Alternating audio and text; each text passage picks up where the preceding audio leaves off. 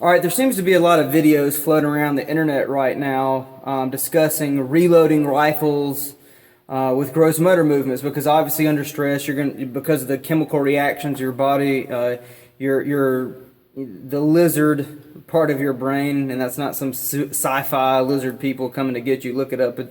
There's three parts of your brain, three elements of your brain, and the most rudimentary part, the lizard-like part of your brain processes control flight or fight, synthetic response. So when you're under stress, you get into synthetic response, which is basically fight or flight. And yes, things happen to your body. Fine motor skills, for the most part, fly out the window.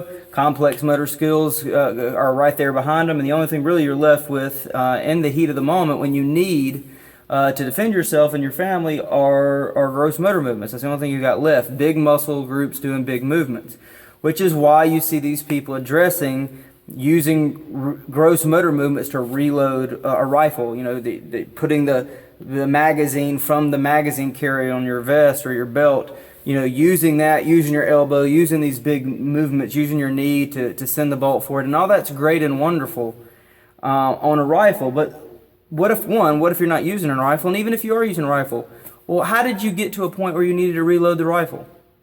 Assumedly, you were pulling the trigger using ammo, right? Well, what is this? This is at least a complex motor movement, if not a fine motor movement. If I can't depend on my finger to drop the magazine or to send the bolt release forward, how can I depend on it to pull the trigger? Well, the reality is under stress you can't. It's going to fail you. You think you can do this under stress, but like these people are telling you, there is no shot clock in a gunfight. You're not fighting a piece of paper. Something's fighting back. Something's trying to take your life. This isn't going to work in a gunfight. You're not going to be able to pull the trigger in a gunfight.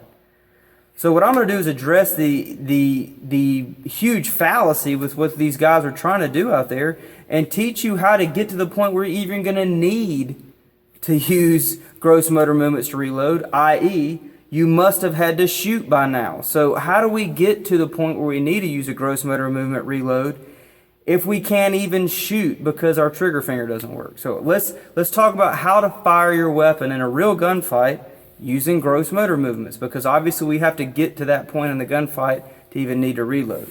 So pay attention, okay? So this is how to win a gunfight with gross motor movements. You see these pants? There's a reason why this loop's on here. You see this T-handle?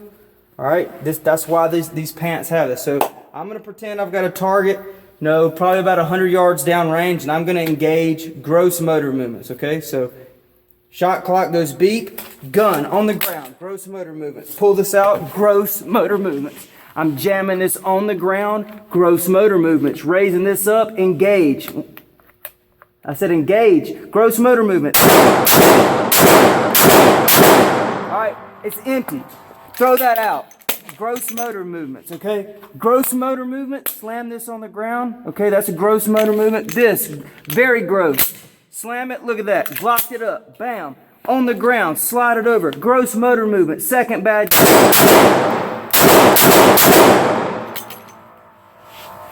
Freaking gross motor movements.